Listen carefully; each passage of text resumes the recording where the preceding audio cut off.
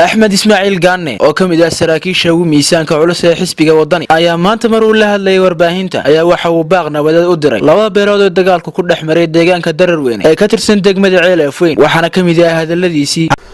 waxaan halkan baaq nabadeed uga soo jeedinayaa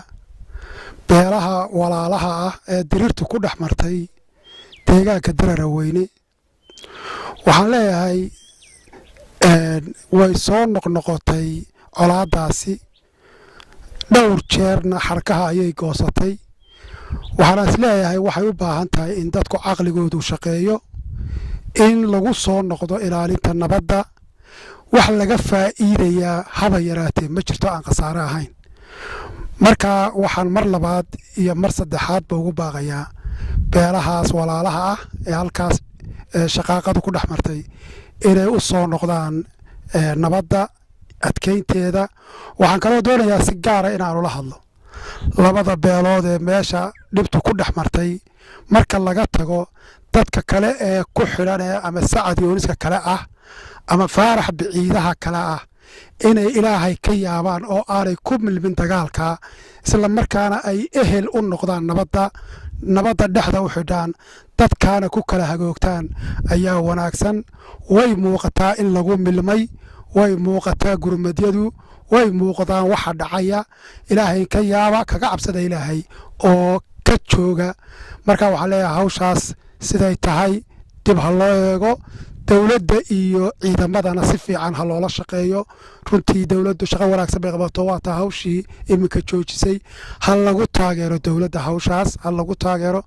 waxaan kaloo halkan doonayaa inaan runtii ra'yigayga ka jeediyo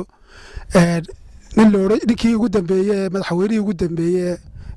Siilaaye ka horeeyay Daahir Riyaale ayaa halhays wuxuu lahaa bal mar kulmiya calan waleynayo dulka xiriyaha dawladda gelayada waxay doonaan sameynayeen ayuu wuxuu yiri wadaaniga dalkana kala reeba marka waxa ragba ku hadlin bay markaa ku hadli jireen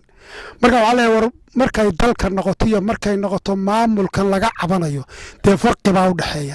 baa u dhaxeeya siyaasadda saxa siyaasiyada saxayda waxay tii xisbiga wadani qaatay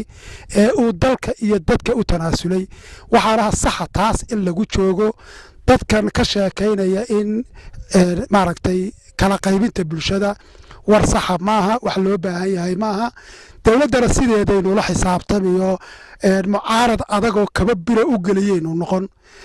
xuquuqaheena sida maaragtay dastuurku inoo ogol yahay ku raadsada isla markaana ixtiraama wadajirka dadka midnimada ciidanka iyo qarannimada Soomaaliland in sideeda loo ixtiraamo ayaa aad u muhiima marka waxa la arrintaas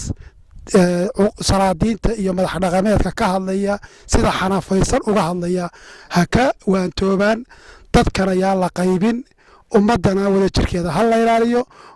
hadalkan ka soo baxay siyaasi Axmed Ismaaciil Gaane ayaa waxa uu ku soo beegmay xilli xaalad colaaleed ka taagnay deegaanadaasi oo Cabdiraxmaan Ciise telefishinka caalamiga GTN magaalada Burco.